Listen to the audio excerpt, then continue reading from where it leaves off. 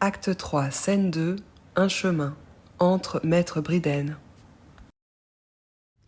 Maître Bridhen. Que font-ils maintenant? Hélas, voilà midi. Ils sont à table. Que mangent-ils? Que ne mangent-ils pas? J'ai vu la cuisinière traverser le village avec un énorme dindon. L'aide porter les truffes avec un panier de raisins. Entre Maître Blazus. Maître Blazus. Oh, disgrâce imprévue! Me voilà chassé du château, par conséquent de la salle à manger. Je ne boirai plus le vin de l'office. Maître Bridhen. Je ne verrai plus fumer les plats. Je ne chaufferai plus au feu de la noble cheminée mon ventre copieux. Maître Blazus. Pourquoi une fatale curiosité m'a-t-elle poussé à écouter le dialogue de Dame Pluche et de la nièce? Pourquoi ai-je rapporté au baron tout ce que j'ai vu? Maître Bridhen. Pourquoi un vin d'orgueil m'a-t-il éloigné de ce dîner honorable où j'étais si bien accueilli? Que m'importait d'être à droite ou à gauche? Maître Blazus. Hélas, j'étais gris, il faut en convenir, lorsque j'ai fait cette folie. Maître Bridhen. Hélas, le vin m'avait monté à la tête quand j'ai commis cette impudence. Maître Blazus. Il me semble que voilà le curé. Donc ici, on a une scène un petit peu comique avec Maître Blazus et Maître Bridhen qui sont tous les deux en train de finalement pleurnicher d'être privés de dîner. Voilà. Maître Bridhen. C'est le gouverneur en personne. Maître Blazus. Oh oh, monsieur le curé, que faites-vous là? Maître Bridhen. Moi? Je vais dîner. N'y venez-vous pas? Maître Blazus. Pas aujourd'hui, hélas. Maître Bridhen, intercédez pour moi. Le baron m'a chassé. J'ai accusé faussement mademoiselle Camille d'avoir une correspondance secrète, et cependant, Dieu m'est témoin que j'ai vu, ou que j'ai cru voir, Dame Pluche dans la luzerne. Je suis perdu, monsieur le curé. Maître Bridhen. Que m'apprenez-vous là? Maître Blazus. Hélas, hélas, la vérité. Je suis en disgrâce complète pour avoir volé une bouteille. Maître Bridhen. Que parlez-vous, messire, de bouteilles volées à propos d'une lucerne et d'une correspondance? Maître Blazus. Je vous supplie de plaider ma cause. Je suis honnête, seigneur Bridhen. Oh, digne seigneur Bridhen, je suis votre serviteur. Maître Bridhen à part. Ô fortune! Est-ce un rêve? Je serai donc assis sur toi, ô chaise bienheureuse. Maître Blazus. Je vous serai reconnaissant d'écouter mon histoire et de vouloir bien m'excuser, brave seigneur, cher curé. Maître Bridhen. Cela m'est impossible. Il est midi sonné et je m'en vais dîner. Si le baron se plaint de vous, c'est votre affaire. Je n'intercède point pour un ivrogne. À part. Vite, volons à la grille, et toi, mon ventre, arrondis-toi. Il sort en courant.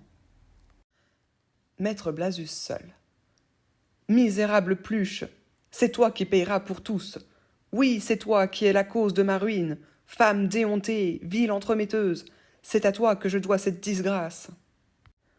Ô sainte université de Paris, on me traite d'ivrogne. Je suis perdu si je ne saisis une lettre et si je ne prouve au baron que sa nièce a une correspondance. Je l'ai vu ce matin écrire à son bureau. Patience, voici du nouveau. Passe Dame Pluche portant une lettre. Pluche, donnez-moi cette lettre. Dame Pluche. Que signifie cela? C'est une lettre de ma maîtresse que je vais mettre à la poste au village.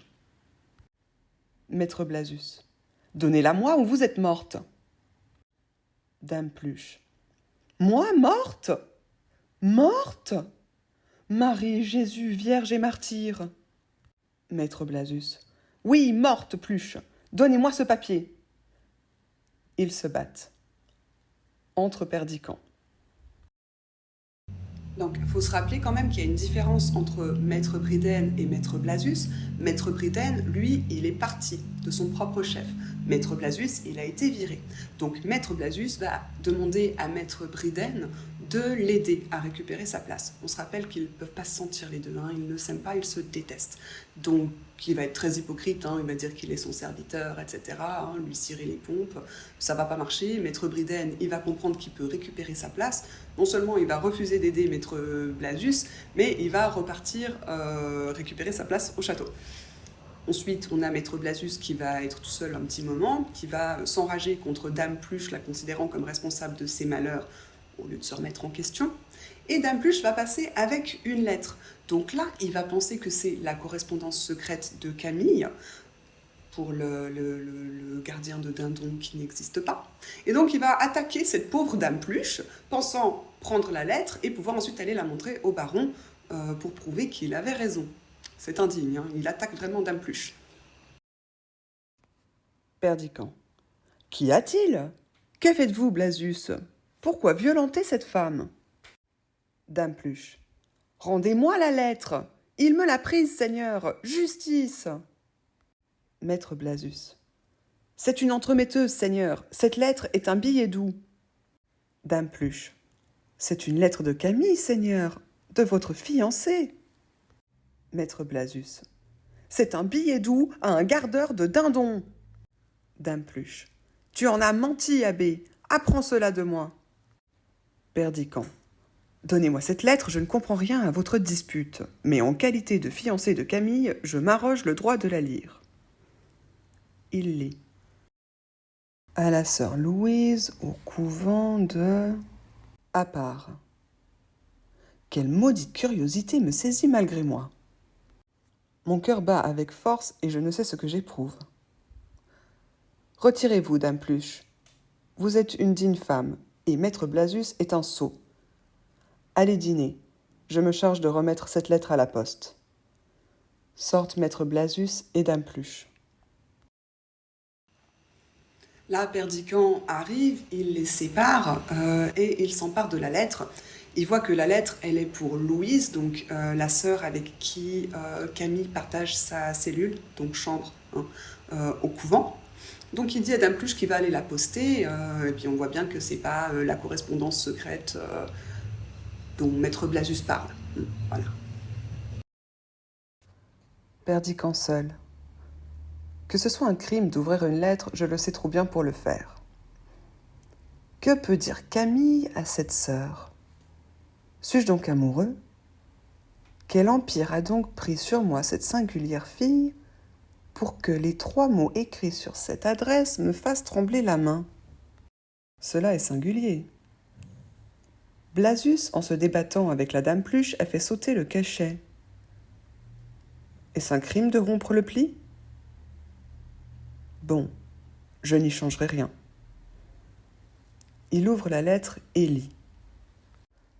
Je pars aujourd'hui, ma chère, et tout est arrivé comme je l'avais prévu. C'est une terrible chose, mais ce pauvre jeune homme a le poignard dans le cœur. Il ne se consolera pas de m'avoir perdu. Cependant, j'ai fait tout au monde pour le dégoûter de moi. Dieu me pardonnera de l'avoir réduit au désespoir par mon refus. Hélas, ma chère, que pouvais-je y faire? Priez pour moi. Nous nous reverrons demain, et pour toujours. Tout à vous, du meilleur de mon âme, Camille. Est-il possible? Camille écrit cela? C'est de moi qu'elle parle ainsi? Moi, au désespoir de son refus? Eh ben, bon Dieu, si cela était vrai, on le verrait bien. Quelle honte peut-il y avoir à aimer? Elle a fait tout au monde pour me dégoûter, dit-elle, et j'ai le poignard dans le cœur. Quel intérêt peut-elle avoir à inventer un roman pareil? Cette pensée que j'avais cette nuit était-elle donc vraie? Ô femme! Cette pauvre Camille a peut-être une grande pitié. C'est de bon cœur qu'elle se donne à Dieu, mais elle a résolu et décrété qu'elle me laisserait au désespoir. Cela était convenu entre les bonnes amies avant de partir du couvent. On a décidé que Camille allait revoir son cousin, qu'on voudrait le lui faire épouser, qu'elle refuserait, et que le cousin serait désolé. Cela est si intéressant. Une jeune fille qui fait à Dieu le sacrifice du bonheur d'un cousin. Non, non, Camille, je ne t'aime pas. Je ne suis pas au désespoir. Je n'ai pas le poignard dans le cœur. Et je te le prouverai. Oui, tu sauras que j'en aime une autre avant de partir d'ici. Oh là, brave homme! Entre un paysan. Allez au château. Dites à la cuisine qu'on envoie un valet porter à mademoiselle Camille le billet que voici.